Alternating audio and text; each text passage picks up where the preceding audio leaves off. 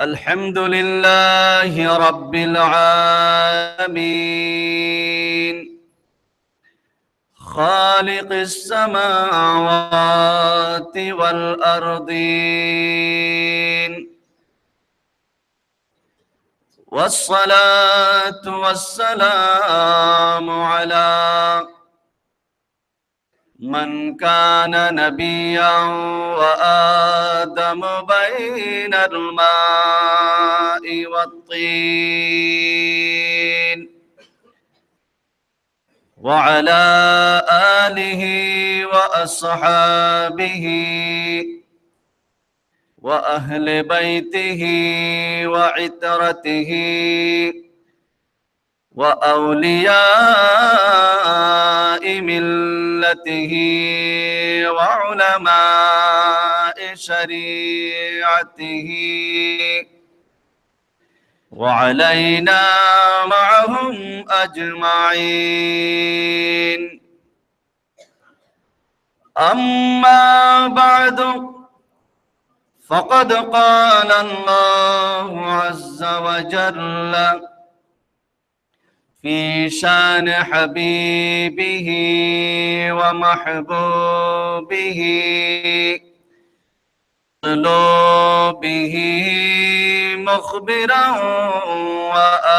وآمرا إن الله وملائكته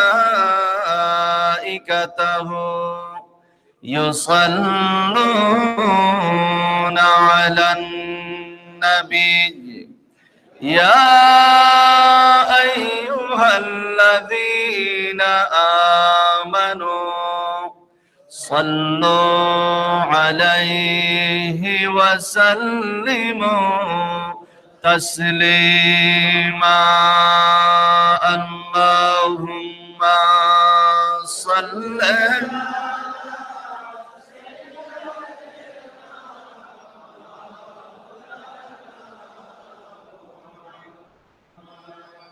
وعلى آل سيدنا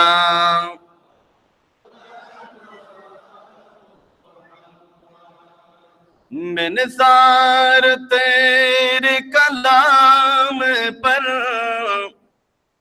मिलियों तो किस को ज़ुबान नहीं वो नबी है जिसे कहे ये मकान वो खुदा है जिसे का मकान नहीं वो कमाल हुस्न ने हुजूर है अल्लाहुम्मा सल्ली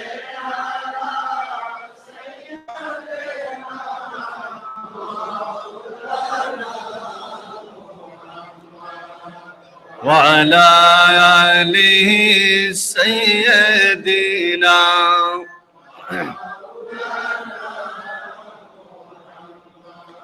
जिस चाह दर पे बुला लिया जिसे चाह अपना बना लिया ये बड़े करम के है फैसले ये बड़े नसीब की बात है बलागल उला बिकमा कशफ दुजा हसनत जमीउ खिसालिही सल्लो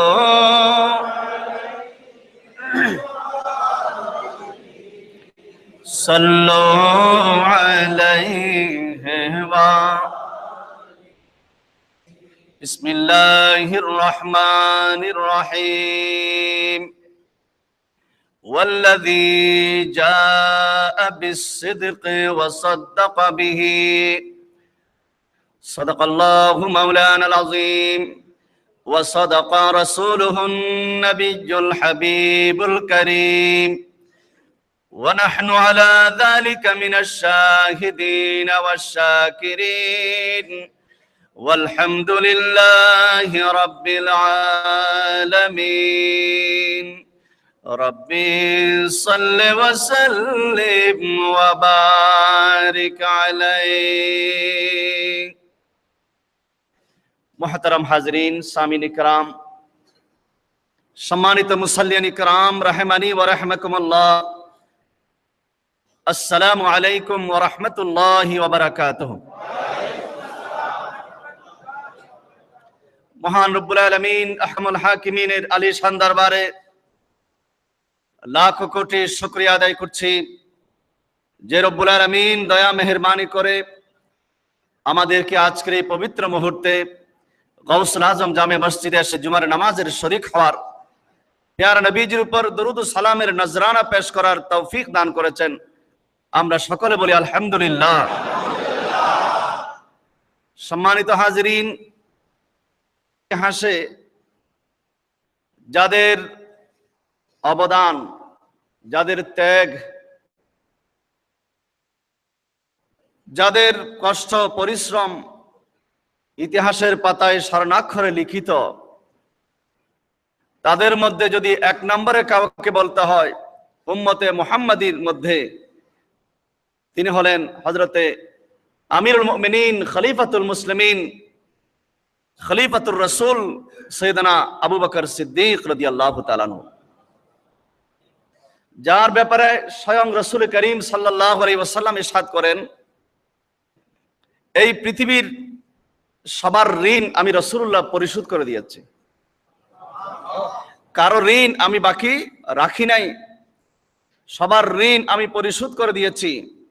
কিন্তু একমাত্র ব্যক্তি আবু বকর সিদ্দিক, যার ঋণ আমি রাসূলুল্লাহ পরিশোধ করি নাই।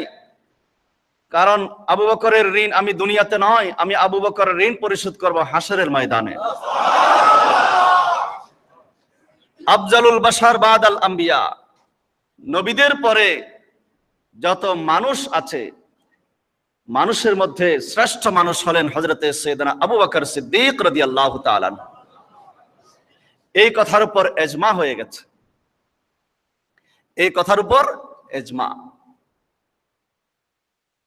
তিনি সর্বপ্রথম মুসলমান পুরুষদের মধ্যে, আর নারীদের মধ্যে সর্বপ্রথম মুসলমান হযরতে মা খাদিজাতুল কুবরা। এই দুইজনের অবদান যদি আমরা এক পাল্লায় রাখি, সারা পৃথিবীর সমস্ত মানুষ মুসলমানদের অবদান যদি আরেক পাল্লায় রাখি, তাদের সমান হবে? খাদিজাতুল কুবরা রাদিয়াল্লাহু তাআলা আনহা ইসলাম কবুল করার পর যেভাবে ওনার টাকা পয়সা, দিনার দিরহাম, ব্যবসা বাণিজ্য, সম্পদ যা ছিল, প্যারা নবীজির হাতে সুপর্দ করে দিয়েছিলেন দিন ইসলামের জন্য খরচ করার জন্য।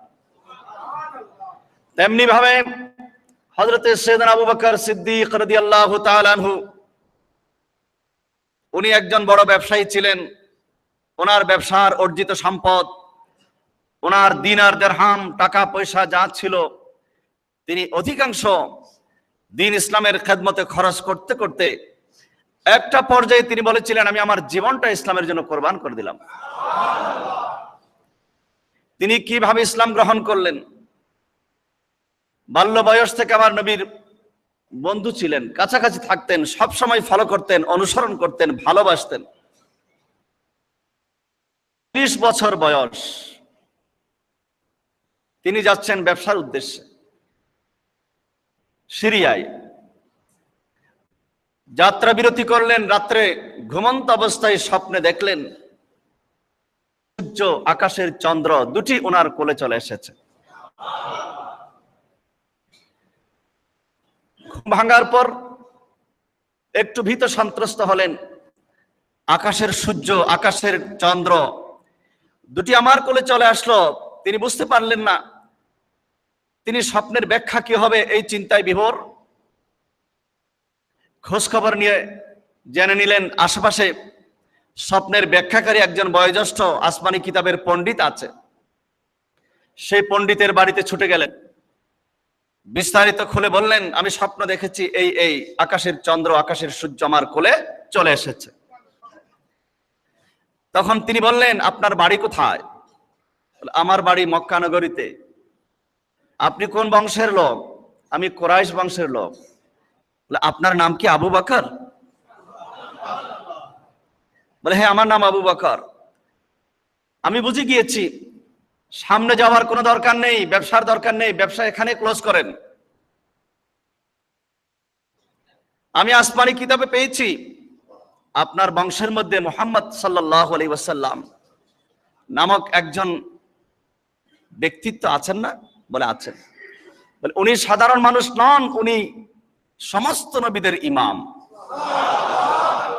উনি আখিরি নবী, ইমামুল আম্বিয়া ওয়াল মুরসালিন নবী। আমি আসমানি কিতাবে পেয়েছি উনি যখন ইসলাম প্রচার শুরু করবেন, নবুয়তের এলান দেওয়া শুরু করবেন, সর্বপ্রথম ওনার হাতে পুরুষদের মধ্যে যে ইসলাম গ্রহণ করবে তার নাম হবে আবু বকর। সুতরাং সামনের দিকে যাওয়ার দরকার নেই, সোজা বাড়িতে চলে যান, সেই নবীর হাতে আপনি ইসলাম গ্রহণ করুন। আমার বয়স হয়ে গেছে, আমার শক্তি নাই, সেখানে যাওয়ার মতো শক্তি সামর্থ্য নাই। যদি আমি যেতে পারতাম তাহলে আমিও গিয়ে ওনার হাতে ইসলাম কবুল করে নিতাম। জোরে বলুন সুবহানাল্লাহ। হযরত সাইয়েদনা আবু বকর রাদিয়াল্লাহু তাআলা আনহু আর দেরি করলেন না, ব্যবসা বাণিজ্য সেখানে গুছিয়ে সামনের দিকে না গিয়ে এবার পেছনের দিকে আসা শুরু করলেন। অন্যান্য কাফেলার অন্যান্য লোকেরা তাদের কাছ থেকে বিদায় নিয়ে সোজা বাড়িতে চলে আসলেন। এদিকে আমার নবীজি আবু বকরের জন্য অপেক্ষায়। সুবহানাল্লাহ বলেন। হযরত আবু বকর নবীজির দরবারে সোজা চলে আসলেন। হুজুর মুস্কে হেসে বললেন, আবু বকর, তোমার জন্য একটা গুরুত্বপূর্ণ মেসেজ আছে, গুরুত্বপূর্ণ সংবাদ। হযরত আবু বকর বলেন, ইয়া কি সংবাদ? হুজুর নবুয়তের এলান দিয়ে দিলেন, ইসলামের দাওয়াত দিয়ে দিলেন। হযরত আবু বকর রাদিয়াল্লাহু তাআলা আনহু আগে থেকে সিদ্ধান্ত নিয়েছেন ইসলাম গ্রহণ করার জন্য, ঠিক না? আগে থেকে তো জেনে এসেছেন, তারপরও একটু মহব্বতের বাহানা করছেন যে আপনি যে নবী হয়ে এসেছেন, অন্যান্য নবীরা তারা নবুয়তের এলান করতে গেলে যাদেরকে আল্লাহ পাক নবুয়তের দায়িত্ব দিয়ে পাঠিয়েছেন তাদের নবুয়তের পক্ষে কিন্তু দলিলও দিয়েছেন। দলিল আছে, দলিল লাগে, সেই দলিলের নাম হচ্ছে মুজিজা। তো আমি জানতে চাচ্ছি, আপনি যদি নবী হয়ে থাকেন আপনার নবুয়তের পক্ষে দলিল কি? আপনার নবুয়তের পক্ষে দলিল কি? হুজুর মুস্কি হেসে বললেন, আবু বকর, তুমি ব্যবসায় যাচ্ছিলে, সিরিয়া যাওয়ার মাঝপথে যাত্রা বিরতিতে গভীর রাত্রে স্বপ্ন দেখেছিলে, যে স্বপ্ন আর কেউ জানে না। তুমি স্বপ্নে দেখেছো আকাশের চন্দ্র সূর্য দুটি তোমার কোলে চলে এসেছে, এটাই হলো আমার নবুয়তের 1 নম্বর দলিল। হযরত আবু বকর সিদ্দিক অবাক হয়ে গেলেন, আমি কখন কোথায় গভীর রাত্রে কি স্বপ্ন দেখলাম আমি ছাড়া আর কেউ জানে না, জানে শুধু ওই বৃদ্ধ লোকটা। বৃদ্ধ লোকটা তো আসে নাই আমার আগে, আমি এসেছি। আপনাকে এই কথাটা কে বলে দিল? আপনি কেমনে জানলেন? আমার নবী বলেন, যিনি জানেন গায়েবের সংবাদ তিনি হলেন নবী। নবী শব্দের অর্থ গায়েব কি খবর দেনে ওয়ালা। নবী শব্দের অর্থ কি? গায়েবের সংবাদ দেনেওয়ালা, যিনি অদৃশ্যের সংবাদ দিতে পারেন ওনাকেই নবী বলা হয়। আর এখন বাতিল ফেরকারা বলে নবী গায়েব জানে না। একদিকে বলে নবী, আরেকদিকে বলে গায়েব জানেন। অথচ নবী শব্দের অর্থ কি? গায়েবের, যিনি গায়েবের সংবাদ দেন তিনি নবী। একদিকে নবী স্বীকার করলো, আরেকদিকে বলে গায়েব জানে না। এর চাইতে হাস্যকর কথা আর কিছু হতে বলে নবী গায়েব কেমনে জানে? বলে আল্লাহ জানিয়েছেন। তা আল্লাহ জানিয়ে দিলে এটা গায়েব কেমনে হয়? আল্লাহ জানিয়ে দিলে গায়েব কেমনে হয়? তাইলে প্রশ্ন হলো, আল্লাহর কাছে কোনো গায়েব আছে নাকি? আবার আল্লাহর কাছে তো সব প্রকাশ। তাদেরকে প্রশ্ন, নবী গায়েব জানে না, তাহলে কে জানে? বলে জানে একমাত্র আল্লাহ। তা আল্লাহর কাছে কোনো গায়েব আছে? আবার আল্লাহকে কে জানিয়েছেন? আল্লাহ কি কেউ জানাতে হয় না? আল্লাহ শুরু থেকে সব জানেন। তো যিনি শুরু থেকেই জানেন, আবার তার কাছে গায়েব কি? যেই প্রশ্ন আমার নবীর বেলায় করা হয়, সেই প্রশ্ন তো আল্লাহর বেলায় করা হবে, ঠিক কি না? বলে ইরাকের মধ্যে এত বম্বিং হলো, গাউসে পাকের এত ক্ষমতা, উনি বাঁচাতে পারলেন না কেন? এরকম বাতিল ফেরকারা প্রশ্ন করে কি করে না? খানে কাবার মধ্যে যখন এজিদ বাহিনী আগুন জ্বালিয়ে দিয়েছিল, কাবা ঘরের গিলাফের মধ্যে আগুন লেগেছিল, তীর নিক্ষেপ করেছিল, সেদিন আল্লাহ কোথায় গিয়েছিলেন? আল্লাহ কি ছিলেন না? কোন উত্তর আছে? উহুদের ময়দানে নবীর দন্দান শহীদ হয়েছে। নবী যদি গায়েব জানতেন তাহলে জেনে শুনে কেন গেলেন? ঠিক আছে, তোমাদের তর্কের খাতিরে মানলাম কিছুক্ষণের জন্য, কিন্তু সেখানে গেলে নবীজির দন্দান মোবারক শহীদ হবে, সেটা আল্লাহ জানেন কিনা? তা আল্লাহ আমার নবীকে ভালোবাসেন নাকি দুশমন আল্লাহ? আল্লাহ পাক যাকে ভালোবাসেন তাকে জেনে শুনে এরকম একটা বিপদের মধ্যে কেন ফেলে দিলেন? আল্লাহ পাক তো বলে দিতে পারতেন নবী ওখানে যাবেন না, ওখানে গেলে তার দন্দান মোবারক শহীদ হবে, আক্রমণ হবে। তাইলে তো আল্লাহও জানেন না মনে হয়। জোরে বলেন নাউজুবিল্লাহ। এগুলো কোনো কথা নয়, এগুলো হচ্ছে কিয়াস। এগুলো কি কিয়াস? ইসলামী শরীয়তের 4টি বিধান, শরীয়ত মূল বিধান: কোরআন, সুন্নাহ, ইজমা, কিয়াস। কোরআনের দলিলে বলে নবী গায়েব জানে, আর এরা হচ্ছে কিয়াসের দলিলে বলে জানে না। কোথায় কোরআনের দলিল, কোথায় কিয়াস? দুটো যখন মোকাবেলা হয়, কিয়াস সেখানে টিকবে না। মূলত উত্তর হলো, এখানে আল্লাহ পাক রব্বুল আলামিন সারা কুল কায়নাতকে শিক্ষা দিয়েছেন, দেখো এই দিন ইসলামকে প্রতিষ্ঠিত করার জন্য আমার প্যারা রাসূল যেখানে নিজের দন্দান মোবারক শহীদ করে দিয়েছে, সেখানে তোমাদের কি করা প্রয়োজন? ত্যাগ তিতিক্ষা কাকে বলা হয়? হযরত আবু বকর সিদ্দিক রাদিয়াল্লাহু তাআলা আনহু তিনি আমার নবীর কাছে জানতে চাইলেন, আপনি যে নবী, নবুয়তের পক্ষে দলিল কি? তখন হুজুর বললেন, তুমি যে স্বপ্ন দেখেছ আকাশের চন্দ্র সূর্য তোমার কোলে চলে এসেছে, এর চাইতে কি বেশি দলিলের দরকার? বলে আমি কোথায় কি স্বপ্ন দেখলাম আপনি জেনে ফেলেছেন? বলে এটাই হলো নবীদের বৈশিষ্ট্য। নবীরা হযরত ঈসা আলাইহিস সালাম যেভাবে বলতেন, ওয়া উনাব্বিউকুম বিমা তাকুলুনা ফি বুয়ুতিকুম ওয়া মা তাদখিরুন, ওয়া উনাব্বিউকুম বিমা তাকুলুন, তোমরা কি খাচ্ছ ঘরে এবং কি না খেয়ে জমা রেখে দিচ্ছ, আমি ঈসা আলাইহিস সালাম তোমাদের ঘরের খাবারের সংবাদ পর্যন্ত বলে দিতে পারি। জোরে বলুন সুবহানাল্লাহ।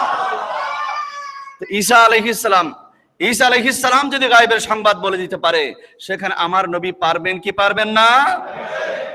এই ফ্যানগুলো চলে না কেন? প্রচন্ড গরম লাগছে। এটা চালু করে দাও, চালু করে দাও। দর্শক, আল্লাহুম্মা সাল্লি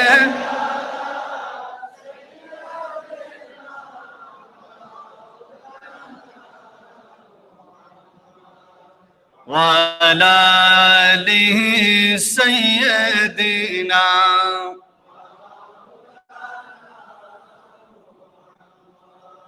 در شب معراج بودی جبرائیل اندر قاب پانے ہادا بر سریرے گمبید خدراتوی اللہم صلی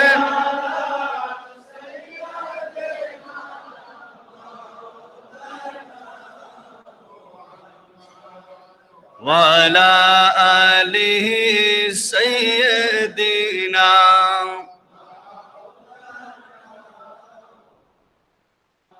হযরত আবু বকর সিদ্দিক রাদিয়াল্লাহু তাআলা আনহু আর দেরি করলেন না, আমার নবীজির হাতে মুসলমান হয়ে গেলেন। জোরে বলুন সুবহানাল্লাহ। এমনি করে আস্তে আস্তে মুসলমানের সংখ্যা বাড়তে লাগলো, হয়ে গেল 28 জন। কিছুদিনের মধ্যে সংখ্যা হয়ে গেল কতজন? 28 জন। হাজার হাজার কাফের বেদিন, মুসলমানের সংখ্যা মাত্র 28 জন, একেবারে কম।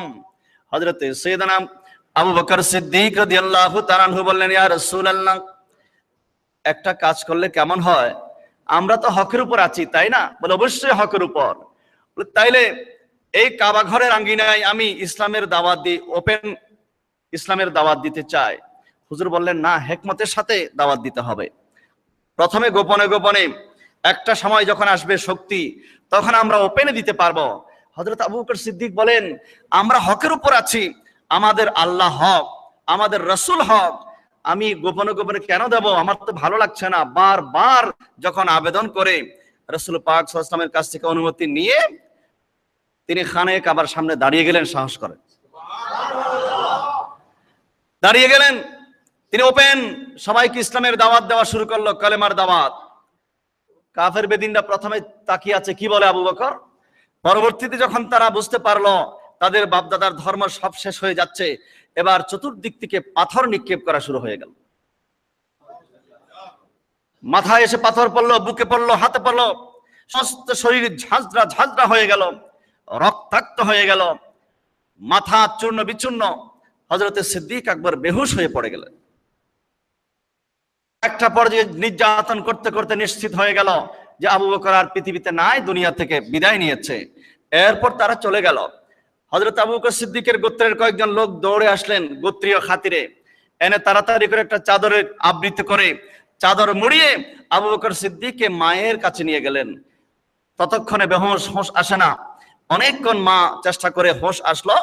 হোশ আসতে দেরি, জিজ্ঞেস করলো, আমার রাসূল কেমন আছে? সেই মুহূর্তে হোশ আসার সাথে সাথে জিজ্ঞেস করলেন, আর কারো কথা নয়, আমার নবী কেমন আছে? তা আমাকে আক্রমণ করেছে, আমার নবীর উপর নিশ্চয়ই তারা আক্রমণ করেছে। আবার হোশে আসে, আবার জিজ্ঞেস করে, মা অনেক কষ্ট করে তাকে কিছু কিছু খাওয়ায় সুস্থ করলেন। এবার সুন্দর করে উঠে বসলেন।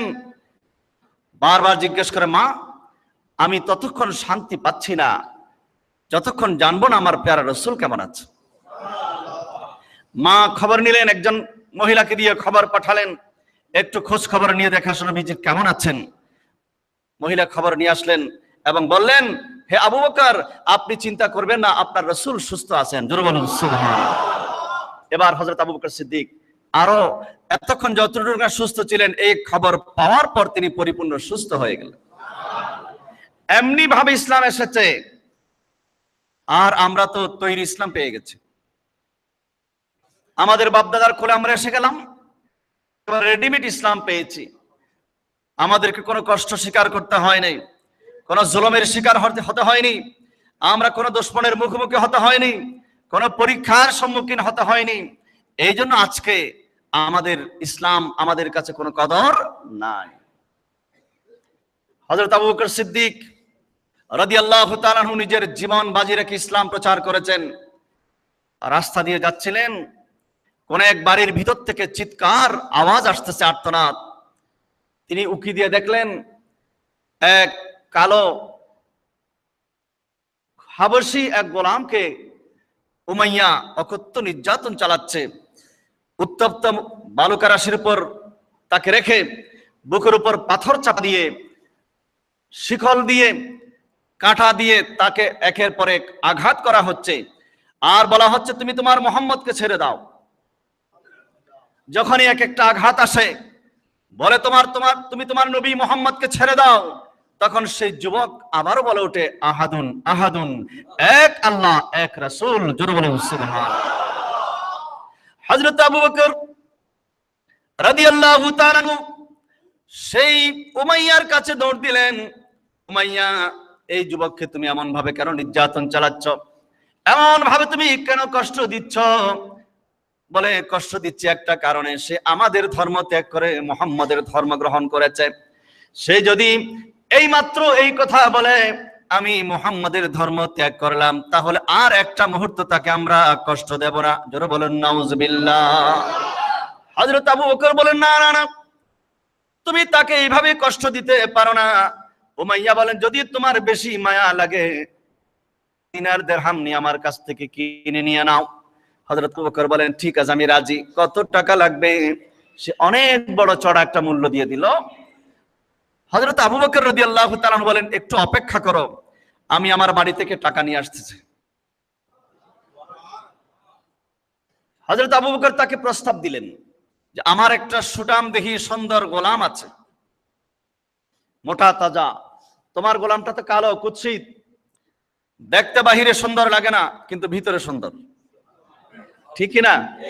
হযরত বেলাল হাবশী বাহিরে সুন্দর না, কিন্তু ভিতরে সুন্দর, ভিতরে নূর, ঈমানের নূর। আমার একটা সুন্দর গোলাম আছে, আমি আমার সেই গোলামটা তোমাকে দিয়ে দেব।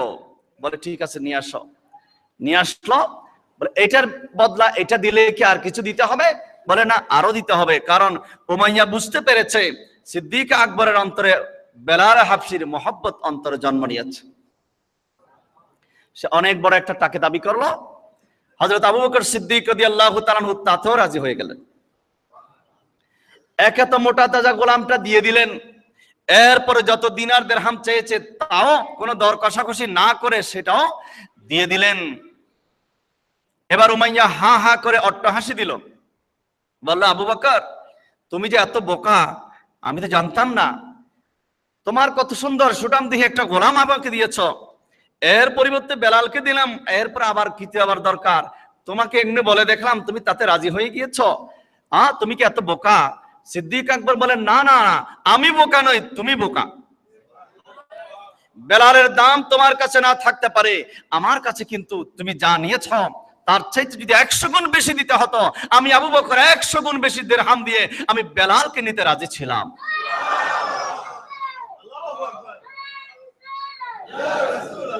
কারণ বেলালের দাম তোমার কাছে না থাকতে পারে, আমার কাছে বেলালের দাম অনেক বেশি।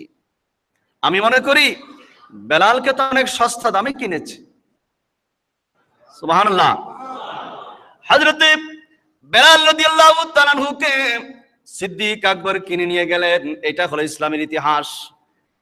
ভুলে যায়, এই ইসলাম এমনিতে আসে নাই, এই সাহাবায়ে ইকরামের শুহাদায়ে ইকরামের রক্তের শিরিবে ইসলাম আজকে এসেছে। যে ইসলাম আজকে আমরা পেয়েছি, ইন্নাদ দীনা ইনদাল্লাহিল ইসলাম। কত কষ্ট, কত নির্যাতন তাদেরকে সহ্য করতে হয়েছে। হযরতে বেলাল রাদিয়াল্লাহু তাআলা আনহুকে সিদ্দিক আকবর নবীজির দরবারে নিয়ে আসলেন। বেলাল নবীজির আশেক ছিলেন। কেমন আশেক ছিলেন? পৃথিবীর ইতিহাসে বেলালের মতো আর একটা নজির পাওয়া যাবে না। হযরতে বেলাল আমার নবীকে দেখে এত আনন্দিত হলেন, আনন্দের জোরে তিনি বেহুশ হয়ে গেলেন। নবীজি বেলালকে বুকের সাথে জড়িয়ে ধরলেন। জোরে বলুন সুবহানাল্লাহ। সিদ্দিক আকবর বললেন, ইয়া রাসূলুল্লাহ, বেলালকে আমি উমাইয়ার কাছ থেকে কিনে নিয়ে এসেছি। হুজুর বললেন, কত টাকা দিয়ে কিনেছ? ইয়া রাসূলুল্লাহ, আমার সুঠামদেহী গোলাম দিয়েছি, আবার যত দিরহাম চেয়েছে তত দিয়েছি। হুজুর বললেন যে আবু বকর, একটা কাজ করি, তোমার সেই দিরহামের মধ্যে আমি একটু শরীক হতে চাই। সিদ্দিক আকবর বলেন, ইয়া রাসূলুল্লাহ, আপনার শরীক হওয়ার কি দরকার? আমার যত টাকা পয়সা দিনার দিরহাম এগুলো তো আমার না, এগুলো তো আপনার। এগুলো আপনার এবং আমিও তো আপনার। নবীজি খুশি হয়ে গেলেন, বুকের সাথে জড়িয়ে ধরলেন। হযরত আবু বকর বলেন, ইয়া রাসূলুল্লাহ, আমি তো বেলালকে কিনে নিয়ে এসেছি, এবার আপনার সামনে আমি বেলালকে আজাদ করে দিতে চাই। আমি বেলালকে আজাদ করে দিতে চাই, তার আগে আমি আপনার দরবারে গোলাম হিসেবে দিয়ে দিতে চাই, তারপরে আপনি আজাদ করবেন। হযরতে বেলালকে নবীজির দরবারে গোলাম হিসেবে দিয়ে দিলেন। হুজুর বললেন, বেলালকে আমি আজাদ করব। হযরতে বেলাল রাদিয়াল্লাহু তাআলা বলেন, ইয়া রাসূলুল্লাহ, আমি আজাদি চাই না, আমার স্বাধীনতার দরকার নেই, আমি আজাদি চাই না। এই পৃথিবীর মধ্যে স্বাধীনতা এবং আজাদির যে শান, তার চাইতে বেশি শান হবে আমার নবীর গোলামের মধ্যে। জোরে বলুন সুবহানাল্লাহ। হযরত বেলাল হাবশী বলেন, আমি আমার নবীর গোলাম হয়ে থাকতে চাই, আমার স্বাধীনতার দরকার নেই, পরাধীনতার শৃঙ্খল থেকে মুক্ত হয়েছি, আমার নবীর গোলামের জিঞ্জিরের মধ্যে থাকতে পারলে আজাদির চাইতে অনেক বেশি নিয়ামত আমি মনে করি। হুজুর বললেন, বেলাল, আমি তোমাকে আমার গোলাম বানিয়ে নিলাম। আমি তোমাকে গোলাম বানিয়ে নিলাম। হযরত সিদ্দিক আকবর অভিমান করলেন, ইয়া রাসূলুল্লাহ, বেলাল আজকে এসে গোলাম হয়ে গেল, আমি হতে পারলাম না? সুবহানাল্লাহ। ইয়া রাসূলুল্লাহ, বেলাল আজকে আসলো মাত্র, সাথে সাথে আপনার গোলাম হয়ে গেল। আমি এতদিন আপনার সাথে চলি, আপনার খেদমত করি, আমি তো এখন আপনার গোলাম হতে পারিনি, আমাকে আপনার গোলাম বানিয়ে নেন। হুজুর বলেন, আবু বকর, তোমাকে আমার গোলাম বানিয়ে নিলাম। এই হলো সাহাবায়ে কেরাম। শুধু সাহাবায়ে কেরাম নন, সাহাবায়ে কেরামদের মধ্যে সবচাইতে বড় সাহাবী, আফজালুল বাশার বাদাল আম্বিয়া, হযরত আবু বকর সিদ্দিক রাদিয়াল্লাহু তাআলার চাইতে বড় একজন সাহাবী কি পৃথিবীর মধ্যে আছে? তিনি নাম্বার 1 খলিফাতুল মুসলিমিন, খলিফাতুর রাসূল, আমার নবীর পরে খলিফা সর্বপ্রথম যিনি হযরতে সাইয়েদনা আবু বকর সিদ্দিক রাদিয়াল্লাহু তাআলা আনহু। যদি ইলমে দ্বীনের দিকে বলেন, তাফসীরের জগতে বলেন, তিনি সর্বশ্রেষ্ঠ মুফাসসির ছিলেন। হাদিসের জগতে বলেন, তিনি সর্বশ্রেষ্ঠ মুহাদ্দিস ছিলেন। ফিকহের জগতে বলেন, সর্বশ্রেষ্ঠ মুফতি ছিলেন। সাহিত্যের জগতে বলেন, সর্বশ্রেষ্ঠ সাহিত্যিক ছিলেন। খুসবে লুতফিক ইয়া ইলাহি মান লাহু জাদুন কলিল মুফলিসান বিসিদক ইয়াতি ইনদা বাবিকি ইয়া জালিল। এগুলো আবু বকর সিদ্দিকের কবিতা। খুসবে লুতফিক ইয়া ইলাহি মান লাহু জাদুন কলিল মুফলিসান বিসিদক ইয়াতি ইনদা বাবিকি ইয়া জালিল। দেখছেন কি ছন্দ? আমরা তো আমাদের বাংলার ছন্দগুলো খুব মজা পাই না? এইখানে তোর দাদির কবর ডালিম গাছের তলে, 30 বছর ভিজিয়ে রেখেছি 2 নয়নের জলে। এই যে একটা ছন্দ, আরবিতে এলমুল আরুজ বলে এটাকে, এলমুল আরুজ মানে ছন্দ মিল। কবিতার মধ্যে তো বিভিন্ন প্রকারের কবিতা আছে, তো আরবির মধ্যেও কিন্তু কবিতার বিভিন্ন প্রকার আছে। কোন প্রকারের এলমে আরুজের দৃষ্টিতে একটা সাবজেক্ট আছে আমাদের আরবি সাহিত্যে, 100 নম্বরের একটা সাবজেক্ট। এই আরবি সাহিত্যের কোন শব্দ কোথায় বসবে, কোন ওজনে কোথায় বসবে। তৎকালীন জগতে, তৎকালীন সময়ে যারা বড় বড় সাহিত্যিক ছিলেন, কবি ছিলেন, হযরত সিদ্দিক আকবরের কবিতার সামনে তারা সবাই অসহায়ের মতো থাকত। কাইফা হালি ইয়া ইলাহি লাইসা লি খায়রুল আমাল সু আমালি কাসীরুন মুজনিবুন আব্দুল যালিল খুস বিলুতফিক ইয়া ইলাহি মান লাহু জাদুন কলিল মুফলিসান বিসিদক ইয়াতি ইনদা বাবিক ইয়া জালিল। এইভাবে অনেক লম্বা কবিতা হযরত আবু বকর সিদ্দিক তিনি লিখেছিলেন। সাহিত্যের জগতে হযরত আবু বকর সিদ্দিক বড় সাহিত্যিক ছিলেন। হাদিসের জগতে তিনি বড় মুহাদ্দিস ছিলেন। ফিকহের জগতে তিনি বড় মুফতি ছিলেন। তাফসীরের জগতে তিনি বড় মুফাসসির ছিলেন। হযরত সিদ্দিক আকবরের ইলমের সামনে বর্তমান যারা 2 পৃষ্ঠা পড়ে মুফতি সাহেব সেজে গেছে, তাদের কোনো হাইসিয়ত আছে? ওরা অনেকে বলে গোলাম হলে একমাত্র আল্লাহর নবীর কে গোলাম। আবার জোরে বলেন নাউজুবিল্লাহ। নবীর গোলাম নাকি হতে পারবে না, শিরক হয়ে যাবে। শিরক এত সস্তা, শিরক এত সস্তা। অথচ নবীর সাহাবী হযরত সফিনা রাদিয়াল্লাহু তাআলা আনহু, তিনি যখন ওই সিংহের সামনে পড়ে গিয়েছিলেন, সিংহ লেজ ঘুরাচ্ছে তাকে আক্রমণ করার জন্য, হযরত সফিনা চিন্তা করলেন, এই মুহূর্তে এই সিংহের আক্রমণ থেকে বাঁচার জন্য আমাকে সাহায্য করার তো কেউ নেই, আমি কি করব, অসহায়।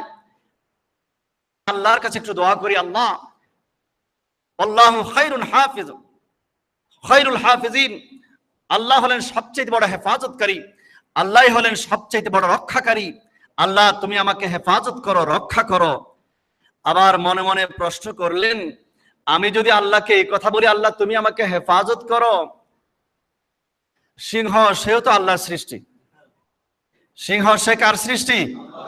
তাকে রিজিক দিচ্ছেন কে? ওয়ামা মিন দাব্বাতিন ফিল আরদ ইল্লা আলাল্লাহি রিজকুহা। আল্লাহ তাকে রিজিক দিচ্ছেন, 18,000 মাখলুকাতের স্রষ্টা আল্লাহ।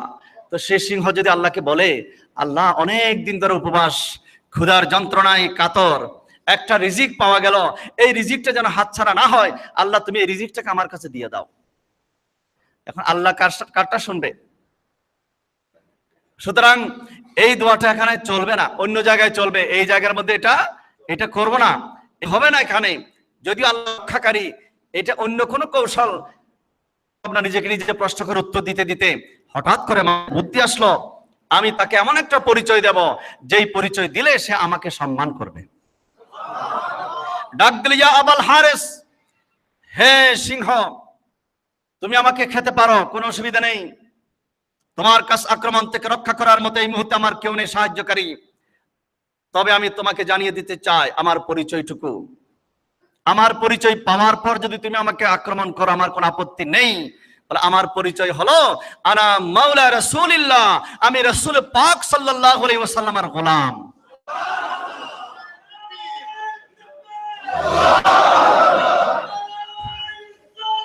ইয়া রাসূলুল্লাহ, মাওলা রাসূলিল্লাহ, আমার পরিচয় হলো আমি রাসূলুল্লাহর গোলাম। এই কথা বলার সাথে সাথে বনের বাঘ, এটা হাদিস শরীফ, বনের সিংহ এবার আস্তে করে মাথা নিচু করে ফেলল। এতক্ষণ পর্যন্ত লেজ ঘুরাচ্ছিল আক্রমণ করার জন্য, তার লেজ ঘুরানো বন্ধ হয়ে গেল। বনের সিংহ নবীর গোলামকে কিভাবে তাজিম করে দেখুন, আস্তে আস্তে করে হযরত সফিনা রাদিয়াল্লাহু তাআলা আনহুর পাশে এসে দাঁড়িয়ে গেল। সামনেও নয় পেছনেও নয়, সামনে থাকলে ভয় লাগবে, পেছনে থাকলে ভয় লাগবে কোন সময় থাবা মারবে। এই জন্য সিংহ পাশে এসে দাঁড়িয়ে গেল, এমন একটা ভাব দেখাচ্ছে আপনি নবীজির গোলাম, আমি আপনার গোলাম সেজে গেলাম, আপনি সামনের দিকে যেতে থাকুন, আমি আপনাকে পাহারা দিয়ে দিয়ে সামনে পৌঁছিয়ে দেব। শুধু তাই নয়, অনেক লম্বা হাদিস শরীফ বলে আমি হযরত সফিনা বলেন আমি সামনের দিকে যাওয়া শুরু করলাম। কিছুক্ষণ পর হঠাৎ করে দেখি এদিক থেকে বন্য প্রাণীর আওয়াজ শোনা যাচ্ছে, সিংহের গর্জন শোনা যাচ্ছে, বাঘের আওয়াজ শোনা যাচ্ছে। যেদিক থেকে আওয়াজ শোনা যায় এই সিংহ সাঁ করে সেদিকে দৌড় দিয়ে ওই অন্য প্রাণীকে সেখান থেকে তাড়িয়ে রাস্তা ক্লিয়ার করে দিচ্ছে, রাস্তা পরিষ্কার করে দিচ্ছে। সামনে কোন আক্রমণকারী কেউ যেন দাঁড়াতে না পারে। একবার সামনে দৌড়ায়, একবার ডান দিকে, একবার বাম দিকে, আমাকে একবারে গার্ড অফ অনার দিয়ে শেষ পর্যন্ত আমার কাফেলা পর্যন্ত পৌঁছে দিল। একমাত্র কারণ হলো আমার অন্য কোনো পরিচয় দেওয়ার জন্য নয়, আমি পরিচয় দিয়েছি আমি নবীর গোলাম। এই জন্য আমরাও বলি আমি বড় শিল্পপতি, এটা আমার বড় পরিচয় নয়। আমি অনেক বড় প্রফেসর, আমি চেয়ারম্যান, মেম্বার, কাউন্সিলর, মেয়র, আমি প্রধানমন্ত্রী, প্রেসিডেন্ট, আমি অনেক বড় শিক্ষিত মানুষ, অনেক সম্পদশালী, অনেক বড় ব্যবসায়ী, এটা আমার বড় পরিচয় নয়। দুনিয়া আখিরাতের মধ্যে একটা পরিচয় কাজে লাগবে, কাজে আসবে কবরে হাসরে পুলসারাতে হাসরের ময়দানে, সেটার নাম হলো নবীর গোলাম। আমরা নবীর গোলাম হতে চাই কিনা? আল্লাহ পাক রব্বুল আলামিন আমাদেরকে নবীর গোলাম হওয়ার তৌফিক দান করুন, আমিন। হযরত আবু বকর সিদ্দিক রাদিয়াল্লাহু তাআলা আনহু বলেছিলেন, ইয়া রাসূলুল্লাহ, বেলাল যেভাবে আপনার গোলামের কাতারে শামিল হতে পেরেছে, মেহেরবানি করে আমি আবু বকরকে আপনার গোলাম বানিয়ে নিলাম। হুজুর বলেন, আবু বকর তোমাকে আমার গোলাম বানিয়ে নিলাম। এরপর ইতিহাস দেখুন, হযরত সাইয়েদনা সিদ্দিক আকবর রাদিয়াল্লাহু তাআলা আনহুর জীবনটা কোথায়। আম্মা জান আয়েশা সিদ্দিকা রাদিয়াল্লাহু তাআলা আনহা জিজ্ঞেস করেছিলেন, ইয়া রাসূলুল্লাহ, আপনার উম্মতের মধ্যে এমন কোন ব্যক্তি আছে যার ইবাদতের সংখ্যা, যার আমলের সংখ্যা আকাশের তারকার সমান? আকাশের তারকার সমান আমল, আকাশের তারকার সমান ইবাদত আছে, এরকম কোন উম্মত আপনার কাছে আছে? লিফলেটটা দাও। নবীজি বললেন, আয়েশা, আমার উম্মতের মধ্যে এমন একজন ব্যক্তি আছে যার আমলের সংখ্যা, যার ইবাদতের সংখ্যা আকাশের তারকার সমান। জোরে বলুন সুবহানাল্লাহ। আকাশের তারকা কি একটা দুইটা নাকি লক্ষ লক্ষ? লক্ষ লক্ষ নাকি কোটি কোটি? পৃথিবী, এই পৃথিবীর চাইতে 13 লক্ষ গুণ বড় হলো সূর্য। সূর্যের চাইতে আরো বড় বড় নক্ষত্র, এরকম কোটি কোটি নক্ষত্র মহান রব্বুল আলামিন তৈরি করে এই গ্যালাক্সির মধ্যে, মহাশূন্যের মধ্যে ছেড়ে দিয়েছে। আর সেখানে তারা আপন কক্ষপথে ঘুরে বেড়াচ্ছে। ওয়াশ-শামসু তাজরি লিমুস্তাকাররিল লাহা যালিকা তাকদীরুল আজিজিল আলিম। লাশ-শামসু ইয়ামবাগি লাহা আন তুদরিকাল কমার ওয়ালাল লাইলু সাবিকুন নাহার ওয়া কুল্লুন ফি ফালাকিন ইয়াসবাহুন। কোরআন কারীমের মধ্যে সূরা ইয়াসিনের মধ্যে আছে। এই সব কিছুর স্রষ্টা এবং পরিচালনাকারী কে? আল্লাহ। তো এই সূর্য, এই নক্ষত্র আজ পর্যন্ত বিজ্ঞানীরা এখনো আবিষ্কার করে শেষ করতে পারে। কিন্তু আমার নবী বলছেন, হে আয়েশা, আমার উম্মতের মধ্যে এমন একজন ব্যক্তি আছে যার আমলের সংখ্যা আকাশের নক্ষত্রের সমান। হযরত আয়েশা সিদ্দিকা রাদিয়াল্লাহু তাআলা আনহা বলেন, ইয়া রাসূলুল্লাহ, সেই ব্যক্তির নাম কি? বলেন, সেই ব্যক্তির নাম হলো ওমর ইবনুল খাত্তাব। আশা করেছিলেন ওনার বাবার নাম। বললেন, ফাইনা হাসানাতু আবি বকর, ইয়া রাসূলুল্লাহ, আমার বাবা আবু বকর সিদ্দিকের আমলগুলো গেল কোথায়? ফাইনা হাসানাতু আবি বকর, আমার বাবা আবু বকর সিদ্দিকের আমল কোথায় গেল? ওমরের আমল যদি এত বেশি হয়, আমার বাবা আবু বকরের এত ইবাদত রিয়াজত সাধনা কোথায় গেল? হুজুর বলেন, আয়েশা, মন খারাপ করো না, তোমার জন্য সুসংবাদ দিচ্ছি আমি রাসূল। ওমর সারা জীবনে যত আমল করেছে, সমস্ত আমল যদি এক পাল্লা রাখা হয়, তোমার আব্বাজান আবু বকর সিদ্দিকের একটা মাত্র আমলের সমান হবে। আল্লাহু আকবার, ইয়া রাসূলুল্লাহ, জিন্দাবাদ।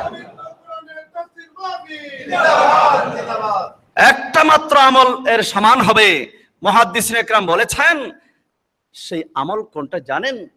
যেদিন আমার নবীকে সিদ্দিক আকবর রাদিয়াল্লাহু তাআলা আনহু নিজের কাঁধে করে গারে সুরে নিয়ে গিয়েছিলেন। 5413 ফিট উঁচু, এখনো সাক্ষী আছে। সেখানে গিয়ে শেষ নয়, গর্তের ভিতরে নিজের চাদর ছিঁড়ে ছিঁড়ে গর্ত পরিষ্কার করে, ছোট ছোট গর্তের মুখগুলো বন্ধ করে, একটা গর্ত খোলা ছিল, সেই গর্তে নিজের পায়ের গোড়ালি বসিয়ে দিয়ে আমার নবীর খেদমত করেছিলেন। কোলের মধ্যে নবীজির মাথা মোবারক রেখে বিশ্রাম নিচ্ছিলেন নবীজি। পাহাড়িয়া বিষধর সাপ এসে আক্রমণ করলো, তারপর পাশ হরাই নাই। সমস্ত শরীর ভাক্ত, কম্পন শুরু হলো, জ্বর এসে গেছে। নিজের অজান্তে এক ফোঁটা চোখের পানি এসে নবীজির চেহারা মোবারকে পড়লো। হুজুর চেহারা চক্ষু মোবারক খুলে দেখে, আবু বকর, কি হয়েছে তোমার? ইয়া রাসূলুল্লাহ, মনে হয় কোনো বিষাক্ত জন্তু আমাকে আক্রমণ করেছে। আমাকে ডাকো নাই কেন? ইয়া রাসূলুল্লাহ, আমি আবু বকরের জীবন কোরবান, আমি আবু বকরের মতো 100 আবু বকর শহীদ হবে, আপনার ঘুম ভাঙার মতো আমি আবু বকরের সাহস এখনো হয় নাই। জোরে বলুন সুবহানাল্লাহ। আর বর্তমানে বলে নবী আমাদের মতো দশগুণে মানুষ। যেই সিদ্দিক আকবর রাদিয়াল্লাহু তাআলা আনহু বলেন, আমি আবু বকর শহীদ হয়ে যাব, জীবন চলে যাবে, আমার নবীর ঘুম ভাঙতে পারবো না। আর এখন 2 পয়সার মৌলবীরা বলে নবী তো আমাদের মতো দোষে গুণে মানুষ। উনি বাজার করেছেন, আমরাও বাজার করি। উনি বিয়ে শাদী করেছেন, আমরাও বিয়ে শাদী করি।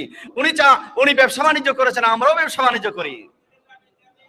হায় হায় হায়। সিদ্দিক আকবরের জীবনটা সামনে রাখো, তোমার ঈমান ঠিক হবে। আবু জাহেলের মতো কথাবার্তা বললা, তাহলে তুমি আবু জাহেলের দলের অন্তর্ভুক্ত হয়ে যাবে। আমরা সিদ্দিক আকবরের অনুসরণ করতে চাই। সিদ্দিক আকবরের নজর দিয়ে কোরআন শরীফ পড়ো, আবু জাহেলের নজর দিয়ে কোরআনের দিকে তাকাইও না। এটা পড়া হবে না, কোরআনের দিকে তাকানো হবে। আবু জাহেল তো 24 ঘন্টা আমার নবীকে দেখেছিল। কোন নজরে? ঈমানের নজরে নয়, আব্দুল্লাহর পুত্র মনে করে। এখন তো তারা এরকম মনে করে। হযরত আব্দুল্লাহ ইবনে আব্বাস রাদিয়াল্লাহু তাআলা আনহুর নজর দিয়ে কোরআন শরীফ পড়ো। হযরত বেলাল হাবশী রাদিয়াল্লাহু তাআলা আনহুর নজর দিয়ে কোরআন শরীফ পড়ো। হযরত ওমর ফারুক আজমের দৃষ্টি দিয়ে কোরআন শরীফ পড়ো। হযরত মাওলা আলী শের খুদা রাদিয়াল্লাহু তাআলা আনহুর দৃষ্টি দিয়ে কোরআন কারীম পড়ো। তাহলে সেখান থেকে তুমি আমার নবীকে নূর দেখতে পাবে। জোরে বলুন সুবহানাল্লাহ। নবীর শান মান উপলব্ধি করতে পারবে। আলা হযরত আজিমুল বরকত মুজাদ্দিদে দ্বীন ও মিল্লাত পরওয়ানে শামে রিসালাত ইমামুল ইশক ওয়াল মুহাব্বত ইমাম আহমদ রেজা খান ফাজিলে বেরেলভী রাহমাতুল্লাহ আলাইহি তো বলে দিয়েছেন, ইয়া রাসূলুল্লাহ, আমি আপনার শানে লিখতে বসলে কোন দিক থেকে লিখবো, কোন দিকে শেষ করব, আমি তো কিছুই বুঝতে পারছি না। কারণ যেখানে মহান রব্বুল আলামিন 30 পারা কালামে মাজিদ তো শুরু থেকে শেষ পর্যন্ত আপনার শান লিখে দিয়েছেন। জোরে বলুন সুবহানাল্লাহ। আই রাজা খুদে साहिबे और आगे मद्दा है हुजूर, तुझसे कबे मुमकिन है फिर मिदहत रसूलुल्लाह की, तुझसे कबे मुमकिन है फिर मिदहत रसूलुल्लाह की। अल्लाहुम्मा सल्ले अला মাওলানা মুহাম্মদ ওয়া আলা মাওলানা। আবু জেহেল বলে, হে মুহাম্মদ, তোমাকে আমার কাছে আমাবস্যার অন্ধকারের মতো কালো লাগে। নাউজুবিল্লাহ। হযরত আবু বকর সিদ্দিক রাদিয়াল্লাহু তাআলা আনহু বলেন, ইয়া রাসূলুল্লাহ, আল্লাহর কসম, আমার কাছে আপনার চেহারা মোবারকটা পূর্ণিমার চাঁদের চাইতে আরো বেশি সুন্দর লাগে। হুজুর বললেন, আবু বকর তুমিও ঠিক, আবু জেহেল তুমিও ঠিক। সাহাবায়ে কেরাম বললেন, তুমিও ঠিক, তুমিও ঠিক কেমনে হয় ইয়া রাসূলুল্লাহ, আমার তো বুঝে আসে না। বলে, আবু জেহেল তো মূলত আমাকে নয় তাকে দেখেছে। আল্লাহ পাক আমি রাসূলুল্লাহর চেহারাটাকে কুদরতের আয়না বানিয়ে দিয়েছেন। আবু জেহেল তাকে দেখেছে, আর সিদ্দিক আকবরের কলবের মধ্যে ঈমানের নূর থাকার কারণে আমার আয়নার ভিতরে সিদ্দিক আকবর তার কলবের ঈমানটাকে দেখেছে। জোরে বলুন সুবহানাল্লাহ। সুতরাং কোরআন শরীফ এমন একটা কুদরতের আয়না, যার অন্তরে যে আকীদা সে সেরকম দেখে। নবীজির সম্মান কোরআনে দেখে না তারা, অথচ সূরা ফাতিহা পুরোটাই আমার নবীর শান। সূরা দোহা আমার নবীর শান, সূরা আলম নাসরা আমার নবীর শান, সূরা ইয়াসিন ওয়াল কুরআনিল হাকিম আমার নবীর শান, সূরা কমর আমার নবীর শান, সূরা আর রহমান আমার নবীর শান। জোরে বলুন সুবহানাল্লাহ। ওয়াল কমর, সূরা কমর, ইকতারাবাতিস সাআতু ওয়ান শাক্কাল কমর। আকাশের চাঁদ দ্বিখণ্ডিত হয়েছে, কে করেছে? হাতের আঙ্গুলের ইশারা। ওরা বলেছে যে আপনি যদি সত্য নবী হয়ে থাকেন তাহলে আকাশের চন্দ্র দ্বিখণ্ডিত করতে পারবেন?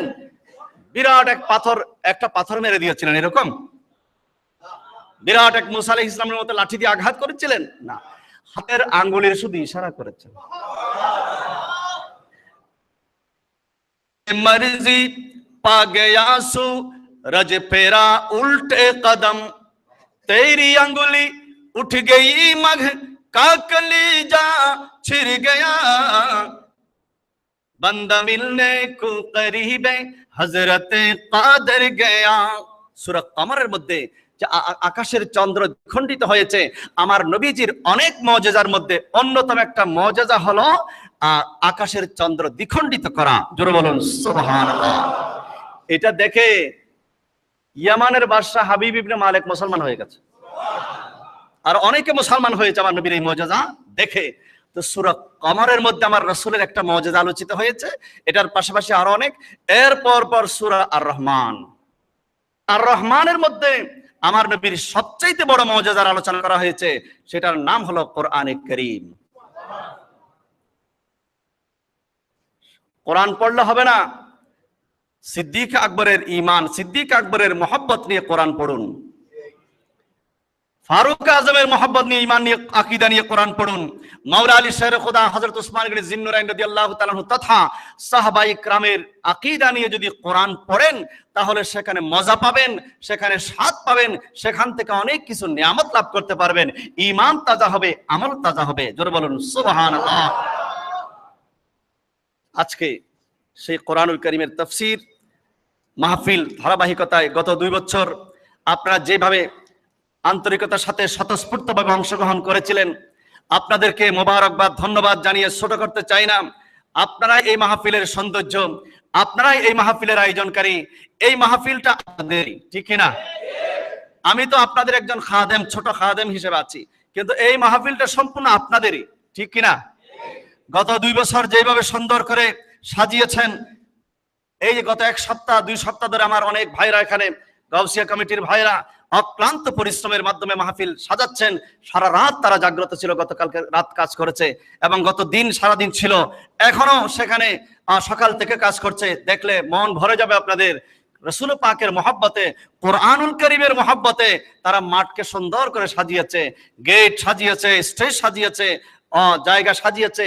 আপনারা গিয়ে দুলার মতো সেখানে বসে যাবেন। কারা কারা যেতে রাজি আছেন? মাশাআল্লাহ। নারে তাকবীর, নারে রিসালাত, নারে গাউসিয়া, তাফসীরুল কোরআন মাহফিল, আহলে সুন্নাত ওয়াল জামাত। আমরা তো আমরা তো অনেক কাজের মধ্যে অনেক সময় ব্যয় করি, ঠিক না? মাত্র এই মাগরিব থেকে, আজকের দিন মাগরিব থেকে আমরা 10টা 10:30টার ভিতরে শেষ করে দেবো, কারণ 11টার দিকে অনেকের বাসাবাড়ির গেট বন্ধ হয়ে, যেটা আমাদেরকে মাথায় রাখতে হবে। এই জন্য আমরা কোনো লম্বা চওড়া ওয়াজ মাহফিলের এখানে রাখি নেই। সংক্ষিপ্ত সময়ের ভিতরে আমাদের মকসদ হলো নবীর মহব্বতে আপনারা শুধু আসবেন না, আপনার সাথে করে আরো 2-1 জন নিয়ে আসবেন ইনশাআল্লাহ। এই সুন্দর মাহফিল কোরআনুল কারীমের তাফসীর আলোচনা ইনশাআল্লাহ আমরা করব। আমার গাউসে পাকের আলোচনা সেখানে হবে, যেহেতু গাউসিয়া কমিটির মাধ্যমে হচ্ছে। গাউসিয়া কমিটি শাহজাহানপুর থানা এবং খিলগাঁও থানার পক্ষ থেকে আপনাদেরকে দাওয়াত। বিশেষ করে আমাদের গাউসুল আজম মসজিদ কমিটি, আমাদের মসজিদ পরিচালনা পরিষদ এবং আমাদের মসজিদের সমস্ত মুসল্লিরা এই মাহফিলের সাথে সম্পৃক্ত আছেন ওতপ্রোতভাবে। কথা বলেন ঠিক কিনা? এই মাহফিলটা আমাদের, এবং যারা মা বোনরা উপভোগ করতে চান তারা ডিশ কেবলের মাধ্যমে, লোকাল যে ডিশ কেবল আছে সেটা দিয়ে এটা প্রচার করা হবে। মাগরিবের পর থেকে আপনারা ঘরে ঘরে, আমাদের যে ওয়েবসাইট আছে না, আমাদের এই লোকাল কেবল, ওইটা আবার আমাদের এটা অনলাইন, আমাদেরকে সরাসরি লাইভ টেলিকাস্ট করা হবে। আমাদের যে ওয়েবসাইট জুমার বায়ানটা যেভাবে যাচ্ছে আর কি, আমার নাম দিয়ে এটা ওয়েবসাইটটা করা আছে, বখতিয়ার কি নাম .com না, BOKTIYER। আপনাদের কাছে হয়তো অনেকের কাছে ঠিকানা আছে, যদি না থাকে আমাদের জনাব রশিদ আহমদ কাজল সাহেবের কাছ থেকে এই অ্যাড্রেসটা নিয়ে নেবেন। এটা লগ ইন করলে আপনার মোবাইলে দেখতে পারবেন এবং কম্পিউটারে দেখতে পারবেন। আমাদের আরেকটা গুরুত্বপূর্ণ মেসেজ হলো, মসজিদের কাজ আলহামদুলিল্লাহ নতুন করে আরেকটা শুরু হচ্ছে। প্রথম তলা, দ্বিতীয় তলা ভরপুর, এখন তৃতীয় তলা করার খুব প্রয়োজন হয়ে গেছে। আমাদের মসজিদ কমিটির সিনিয়র সহসভাপতি জনাব ইঞ্জিনিয়ার সৈয়দ কুদরতুল্লাহ সাহেব, তিনি একাই 3 তলার জন্য 25 টন রড একাই দিয়ে দেবেন। এত আসতে বললে হবে না, জোরে বলেন মারহাবা। আর লাগবে 25 টন রড। এরকম আরেকজন ইঞ্জিনিয়ার সাহেব যদি এসে যান তাহলে তো একাই 25 টন দিয়ে দিতে পারবেন। এরকম আল্লাহর বান্দা এখানে আছে ইনশাআল্লাহ, হয়তো আল্লাহ পাক আবিষ্কার করে দেবেন। আর আপনারা যারা আছেন তারা ইচ্ছে করলে 1 টন 2 টন 3 টন 5 টন করে দিয়ে দিতে পারবেন। এটা আজকে আমরা উঠাচ্ছি না, জাস্ট আপনাদের মাথার মধ্যে দিলাম। এবং তৃতীয় তলার কাজ আবার পেছন দিক দিয়ে আমাদের এইদিকে আরো কিছু কাজ আছে, এটা সহ কাজ পেছন দিক দিয়ে উঠে যাচ্ছে। এই সব মিলে আমাদের ইট লাগবে 1 লক্ষ, মাত্র 1 লক্ষ। এটা আলহামদুলিল্লাহ আমাদের গাউসুল আজম মসজিদের জন্য কোনো ব্যাপারই না। আলহামদুলিল্লাহ বলেন। আমাদের 100 জন মানুষ এমন আছে যারা হাত তুলে বলবে যে আমরা 1000 ইট দেব। মাত্র 1000 করে ইট দেওয়ার মতো অনেক মুসল্লি এখানে আছে। তো আজকে নয়, ইনশাআল্লাহ আমরা আগামী সপ্তাহের মধ্যে বা এর পরের সপ্তাহে আপনারা মানসিক প্রস্তুতি নিয়ে আসবেন। কারণ সময়ের 1 ফোর, অসময়ের 10 ফোর। এক সময় আমরা থাকবো না, কিন্তু এই গাউসুল আজম মসজিদ থাকবে। এবং আমরা কবরে চলে গেলে আমাদের কবরের মধ্যে প্রতিটি ইটের কণা, প্রতিটি বালু কণা আমাদের জন্য সওয়াব পাঠাতে থাকবে। আল্লাহ পাক কবুল করুন, আমিন। পরিশেষে আপনাদেরকে আজকের মাহফিলের আবারও দাওয়াত। এরপর আরেকটা দাওয়াত আছে, এটা কি 16 মার্চ, আগামী 16 মার্চ বৃহস্পতিবার মুন্সিগঞ্জের মধ্যে আমাদের একজন হুজুরের, আল্লামা জলিল সাহেব হুজুরের আশেক ভক্ত এখানে খানকা করেছে, 3 গাঁও খানকা গাউসিয়া কাদরিয়া। আমাদের ওয়াহিদ আলী মুন্সি সে দাওয়াত দিচ্ছে আগামী 16 তারিখ। যারা যাবেন তাদেরকে তার সাথে যোগাযোগ করবেন। আবারও আজকের মাহফিলের দাওয়াত, সবান্ধবে বন্ধু বান্ধব সহ মাগরিবের সময় চলে আসবেন, কারণ জায়গা কম, জায়গা যেন আগে পেয়ে যেতে পারেন। আল্লাহ পাক কবুল করুন, আমিন। দাঁড়িয়ে